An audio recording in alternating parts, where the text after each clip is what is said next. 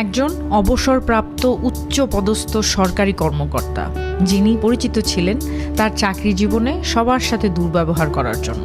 অবসরে 5 বছর পর তার পুরাতন অফিসে গেলেন কিছু জরুরি কাগজপত্র তুলতে। দুঃখজনক হলেও সত্য, আজ কেউ তাকে অভ্যর্থনা জানালো না, কেউ এগিয়েও এলো না। বেশিরভাগ কর্মচারী তাকে চিনেও না চেনার ভান করলো, অথচ একদিন তিনিই ছিলেন এই অফিসের বস। তখন একজন নবীন অফিসার, যে সপ্তাহখানেক আগে যোগদান করেছে, এগিয়ে এসে তার কাছে পরিচয় ও আগমনের কারণ জানতে চাইল।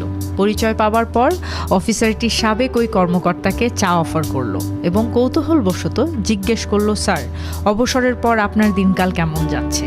অবসরপ্রাপ্ত কর্মকর্তা একটি দীর্ঘশ্বাস গোপন করে বললেন, প্রথম কিছুদিন খুব খারাপ লেগেছে, নতুন পরিস্থিতির সঙ্গে মানিয়ে নিতে কষ্ট হয়েছে। এখন আমি বুঝতে শিখেছি, দাবা খেলার শেষ রাজা এবং সৈনিকদের একই বক্সে রাখা হয়।